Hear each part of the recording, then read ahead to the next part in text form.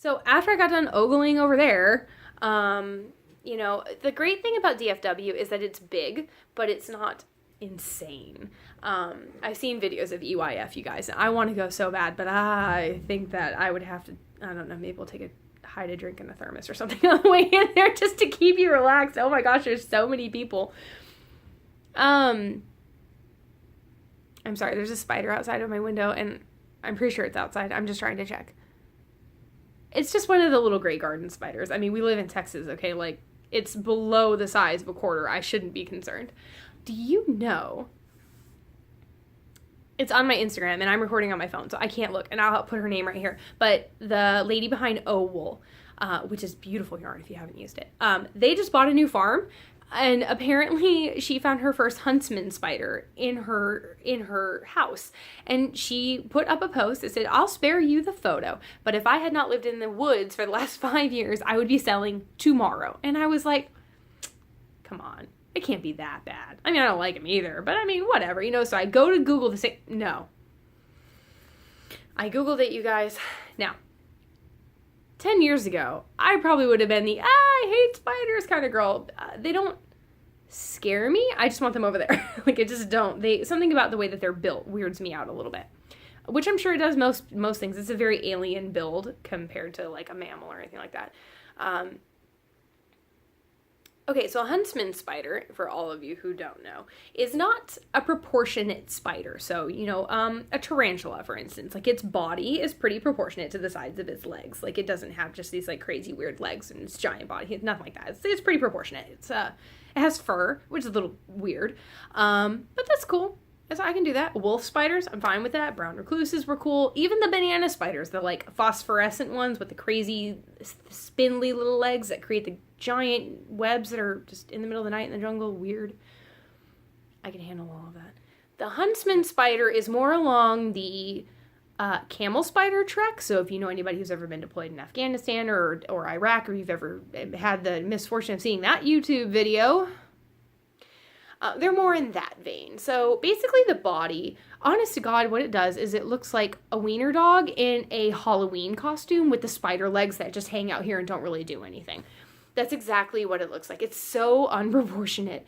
And they are hunting spiders. So they build webs, but they do not wait. So they will jump on you, like they attack. So they are apparently...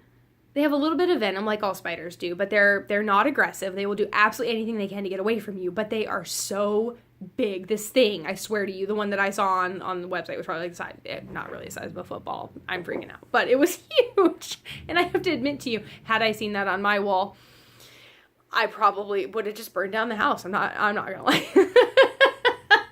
And I don't know if they killed it. I'm sure they just put it outside. I don't know. I'm sure killing that would be kind of like, I don't know, killing a small mammal in your house. Like, it was huge. Oh my God, it was horrible. This is not a spider podcast. I don't know what this is anymore, but it's not a spider podcast, I promise. Sure. I don't even know, you guys. All right, so we were at DFW Fiber Fest, okay? The thing I like about DFW is that it is big, there's lots of stuff going on, but it's not insane, which meant that I got to wander around. So I probably did 3 or 4 circuits before I ever even purchased anything. And to be absolutely fair, I did those 3 or 4 circuits because I was contacted after my first or second podcast by a lady named Wendy who owns a yarn company. And she had asked me if I had a slot for sample knitting, like that for a due date of Houston Fiber Fest. She wants a Zweig for Houston Fiber Fest. And the Zweig being my favorite sweater in the world and me wanting to knit a new one, but I can't decide what I want, I was like, yeah, totally I can do that. That'd be great. And when I commented I was going to DFW, she was like, hey, stop by my booth. We'll meet in person. And, she lives out in Katy, which is, I don't know, 20, 30 minutes south of me. It's not that far. And she has to come through here a couple times a month. So she was like, I'll just swing by. We'll grab some lunch. I'll drop some yarn off with you and we'll go from there. But then when she found out I was coming to the show, she asked me to stop by the booth and just kind of say hi. And I did. Now, I did not know anything about. I'd seen the name before. I'm pretty sure I followed her on Instagram for a while, but hadn't ever really registered where she was from. I don't sometimes. If you don't say it in your profile that you're from X or Y city, I'm not going to notice that you're from Texas. I have another story on that one in a minute. But she is a hand dyer. Her name is Wendy. Her yarn company is called Amanda Hope Yarn, and Amanda is her daughter. She does beautiful hand dye. So this is her navy colorway, and it's this slightly tonal, super deep navy. Like I said, sunlight's been a little bit funky, so if for some reason colors aren't coming up, I'll put in a picture so that it registers really well. And she just told me to pick out colors for this white, and it's going to go to her daughter, who is much lighter in color than I am, and likes neutrals. So I went with a navy, and then my lace section will be this color, which is Regatta, which is a speckle on a white base, so it's blue, and there's a little bit of gold, some purple, a tiny bit of pink maybe. Yeah, and these are on her fingering weight, 4-ply superwash, 19.5 micron, extra fine Aussie wool. So the wool is hand-dyed in Texas in small batches. It's Australian merino, mulesing free. So, yeah. So I will definitely wash this first before I start knitting, because I would hate to see that bleed. That would just break my heart. Yeah, so that's going to be a Zweig that I'm going to be knitting for her for Houston Fiber Fest. So if you're in the area, that's where she'll be. You should definitely go and check it out. Wendy is amazing. She's such a sweet lady. And her yarn is gorgeous. So I found myself in her booth, kind of, she was very interactive with her customers. So I wasn't there to be helped. I was just waiting. So I definitely stood out of the way while she took care of business. And then I found the minis box, and at this point I was like, I'm done. Like, I'm not buying anything else. I'm done. I just came because I went around the circuit like 8 times, and she was always busy, and so I didn't want to interrupt her while she had customers. I figured I would just kind of wait until the show was dying down. And then I found the mini bucket, and I had to have some. So I got 2 mini skeins. They have roughly 87 yards. They're just 20 gram minis. It's not so. The bottom one is Forever in Blue Jeans, and the top one is Banksy's Legend. And I don't know what that is a reference to. I feel like I should, but if you know the reference for Banksy's Legend and you can explain it to me, I want to be part of it. FOMO. So anyway, I got those for some ankle socks. I figured that they would be really cute to probably just alternate them, do the blue as heels, toes, cuffs on one, and then swap them out for the other one and have mismatched socks. So that sounds like fun. Speaking of socks, before DFW Fiber Fest, Mustache Yarns had an update. Mustache, her name is Stacy. She is actually in San Antonio. I didn't know that. You guys, these are really local to me, okay? They're just like right down the road. In Texas terms, she's right down the road. But she had an update, and I've always wanted some of her stuff, and so I was like, okay, I'm going to get it this time. And I picked up this one, which is her Kama Sutra colorway. She just calls it Kama, but I'm pretty sure that when I bought it, is it Kama Sutra? I don't know if it has multiple .0s or like 2.0s or whatever. I don't know. But this is a must-match sock skein, which means that she has dyed up 2 of them and then wound them together. Wound them together. So what that means is that whenever you take this apart, you'll come out with 2 different hanks, and you'll wind them into 2 separate balls, and you can pull from the same thing, and you'll get matching stripes on your socks. So this is the Kama Sutra colorway. I believe it is a 16 stripe repeat, if you do your socks that long, and I don't. But yeah, it is a 75-25 superwash nylon, 460 yards. So I actually got to meet Stacy and didn't realize who she was, because I know that dyers do like the Friday introductions or whatever, but unless I catch that immediately beforehand, or a dyer is very present face-wise on their Instagram, it's likely that I probably wouldn't know them if they tap me on the shoulder and talk to me, like Stacy did. So I had no idea who she was, and she was so sweet to me. We talked about mill ends, and mill ends are the leftovers, basically. So, she winds her yarn off of cones, and when she has extra on the cone, but not enough to make 100 grams. Instead of tying them together to make 100 grams, she just dyes them as is and sells them as minis or halves or whatever they might be. So some of them might have 87 grams instead of 100, and some of them might have 12. It just depends on what you're getting. And yeah, so I bought this before DFW, and then whenever I went to DFW, I found the same color, and I guess kind of almost thought it was, but didn't really realize it, but still loved it, in a mill end at 42 grams. And I thought, you know, all I make is ankle socks, so that would be really perfect for me, right? 42 grams will totally make me a set of ankle socks. Well, it will, in a fingering weight. This is not a fingering weight, though. This is a sport weight, and I didn't realize that it just crossed it out. It had been a fingering label and had just crossed it out and said sport. And I don't know if that's something she traditionally does or if it just happened to be that one time. It's not a big deal. I have some heavy fingering weight merino without nylon from a tribute fade pack, gradient pack that Dream and Color did for Prince when Prince died. It's called Purple Rain or something like that. Anyway, so I have 5 different kinds of purple, and it is a heavy fingering weight. So I find a lot of times that I have a hard time using it with socks because the sock body tends to be a lot thinner than the heels, toes, and cuffs. So this worked out really perfectly.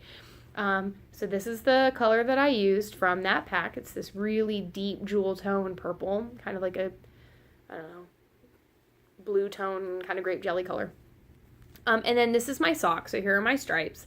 They're coming along really well. And then, so I found all of this out the hard way because I cast these on after DFW because I needed something kind of mindless for the drive home, and I was going to run out of sunlight, and I didn't want to work on the cable sweater. My hands were hurting, and I wanted to be able to talk to my husband. So I had this wound at the show. This is also the Kama Sutra colorway, and I don't have 16 stripes here. There's just not enough yarn. But this is the rest of the sock. So I'm not hot on these 2 colors right here. The red and the yellow looks like ketchup and mustard next to each other to me, and it doesn't really... With all 16 colors, it wouldn't bother me. I don't even know that this one has... Yes, it does. It has red. There it is. It wouldn't bother me with all 16 colors, but with these, I feel like I'm not really into that. I like it all the way up through these 3 colors right here. So if I have enough, I might just cut one of those colors out. Or maybe not. I don't know. We'll see what happens. If I can't cut it out, it will be fine. It will look really pretty all together. But if I can cut it out, I might. Just because I feel like it would be a little bit smooth.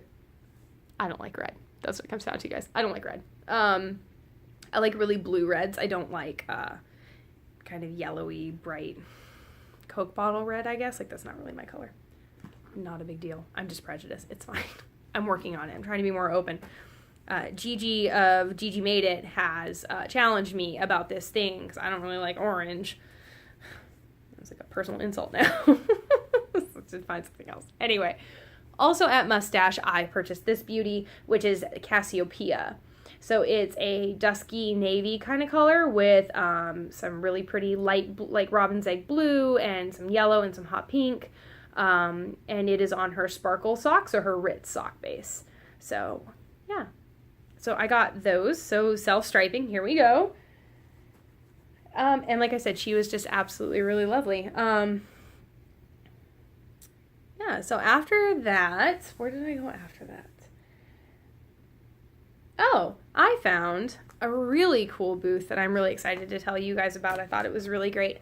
Something that you should know about me, I love a weird fiber.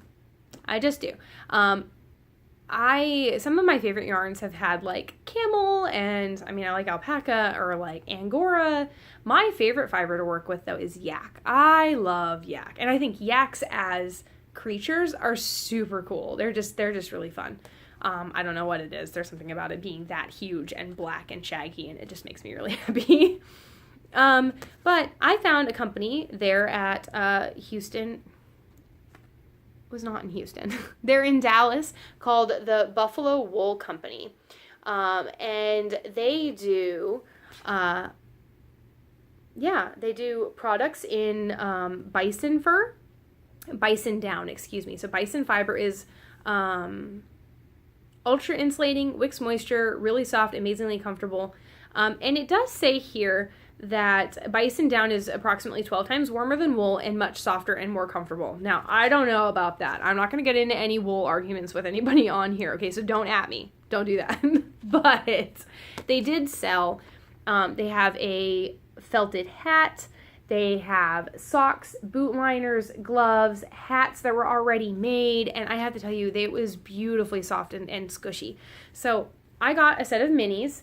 These are the Prairie Mini Skeins. They are 5 colors, 20 yards each. It's a 50-50 bison blend with Muga silk. And I just got these really pretty like autumnal colors. Now, I will say that if you pick up a skein of merino and you hold the whole thing, fingering weight at least, I don't know about fingering weight, and you squish it, that squish feeling that you get that on 20 yards of a DK weight. So we were talking about silks earlier, and I'm not super into, a lot of silk tends to be very fluorescent, or not fluorescent, luminescent, very, very shiny, meant for different applications and embroidery and stuff like that. Unpopular opinion, I don't really love that. I like kind of a raw silk look. Like, I like the feeling of silk. I don't really care for the luminosity of it, I guess. So this is Muga silk, and it has none of that. It's super, super soft, and it's there. It has the strength of it. You can feel it, but it's not shiny. Or maybe it is, and I don't know. The bison fur is just so rustic that it doesn't show up. Anyway, they had a really wonderful booth. I highly recommend it. Bison is amazing. This is great. I'm really excited about that. I think I'm gonna use it for color work. I don't know in what yet, but I'll find something. Let's see. Okay, those are all of my purchases from hand dyers or local companies. Not local companies, hand dyers or independent companies. The other purchases that I got are from yarn stores in Texas who brought their store for a booth. So Hill Country Weavers from Austin was there, McKinney Knittery from Dallas area was there, West 7th Wool from Fort Worth, Yarnorama from outside of Austin, which is a very small shop, but has some really, really fun stuff, and they came, and I thought that was really cool. They do a lot of quilting stuff, too. So I went to McKinney Knittery, which is a yarn store I've never been to, but have always wanted to go to, and just never really found a chance to go, I guess. And on the subject of how much I don't like red, I bought red. So my husband is my color guru, and he wasn't there. So I have a love-hate relationship with this color. I always want to wear it, but I don't know if I can wear it. Does that make sense? I don't know if it works for me. So he wasn't there, so there were like 6 or 7 ladies in the McKinney Knittery booth, and I was like, okay, I need an opinion, and everybody said that they liked the color just fine. So I'm going to try it and see what I think. This is a brand that I have been wanting to work with for a very long time. They are from the Dallas area, and this is Yoth Yarns, so Yarn on the House. This is their little brother base. It's 435 yards of an 80-10-10, so merino cashmere nylon. I don't typically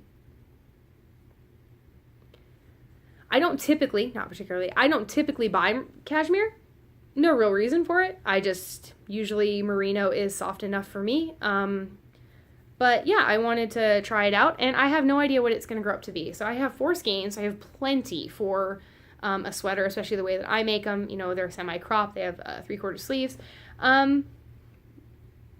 But I'm thinking about maybe a floof by Ellie of Skein Deer Knits. I probably won't do the mohair. I'm not a huge mohair fan. We live in Texas. It's hot. But I'm wondering if with 1,700 and some odd yards, if I might be able to pull off something that has a little bit of a cable detail. I know that Tristan of Dragon Horde Yarns has a couple of really pretty sweater patterns that are out right now. Like her, is her Spellman the one with the bobs? Anyway, she has a couple that are out right now that I think are really pretty, and so I might see if this wants to grow up to be one of those. And then my very last purchase is from a company called Lost City Knits. And they are based in Oklahoma. The owner is Denise Bell, and she has informed me that it's the middle of nowhere, Oklahoma. And I stopped there because they had Jameson and Smith and Lopi, and Let Lopi. So I stopped to kind of see what they have, and the gentleman running the booth did inform me. He was like, whenever I picked up my yarn, he was like, when Denise gets back from lunch, we're going to restock. There are a bunch of colors we're out of. You might want to pop back. And, do you want me to hold on to this and you can come back and see and maybe you'll want to trade? And I was like, no. I know I want this. It'll be fine. Do you know how you buy stuff or you reach your budget and you stop and you start looking around and you're like, my plan has been to buy sweater quantities in this type of yarn, and I didn't do that. So I did get sweater quantities, which is what I was after. I got a couple of self-striping I got one self-striping for socks. I got a sweater quantity in the Yarn on the House. I got a sweater quantity in Let Lopey. And I got, and then I got a couple of minis. So I did really good. I got what I was looking for, what I was looking to get. But I love Jameson and Smith. I love Shetland yarn. I just do. And they have wonderful colorways. And she had some of the really, really pretty ones. So then I was like, but I want those too. The FOMO is so strong at the show, you guys. It's terrible. FOMO is fear of missing out, if you don't know. I didn't know. That's new. That's why I keep using it, because I'm proud of myself that now I'm in the in crowd and I know these things. But anyway, I have been wanting to work with this yarn for a long time. I made a Tresta sample. Tresta is by Jennifer Steingass. It is a colorwork yoke sweater. It's on my Ravelry page or on my Instagram. I'll try to put a picture here. Anyway, I made a sample for my local yarn store, and I love it. Let Lopey is beautiful. Again, Texas is hot. But Let Lopey is kind of an unspun Aran weight, or loosely spun Aran weight. Anyway, I've been wanting to work with Pluto Lopey. This is the unspun version of Let Lopey. And I've not found this. I knew about it, but Amy Beth of the Fat Squirrel podcast, Fat Squirrel Speaks, sorry, she did a Hedgewitch shawl recently out of Pluto Lopey. And she has nothing but amazing things to say about it. So you do have to be a little bit careful when you're pulling it off the skein. I'm sorry, these are individually wrapped, and I don't want to pull it aside or pull it out of it because it's unspun, and I don't want it to go everywhere and collect dog hair. So it is unspun, and you get 328 yards per 100 grams. It's this really beautiful kind of blue foresty green color, and I'm really, really excited about it. And then I'm going to pair it with this kind of mauvey pink color for a colorwork yoke. You do have to be careful when you pull it out. You can't pull from the center. You kind of have to pull from outside, and you do have to take your time doing it. It's kind of like Brooklyn tweed, or like a woolen. It's a woolen spun type deal, so it will, it will come apart like roving does if you're pulling too hard. Yeah, I think I'm out of things to talk about, and having had to do this twice, I was a little more chipper the first time. I won't lie to you. Yeah, anyway, that's pretty much all I've got. I've got some life stuff to talk about, but I feel like we've hit the cap. It'll give me something to talk to you about next week, because I'm sure that I'll just have a little bit of progress, to show. I'm really pushing to have a finished object next week. We'll see how that goes. So anyway, thanks for hanging out with me and coming along to DFW. If you stay tuned a little bit, I'll try to stick a video in here at the end. See if you're interested in that.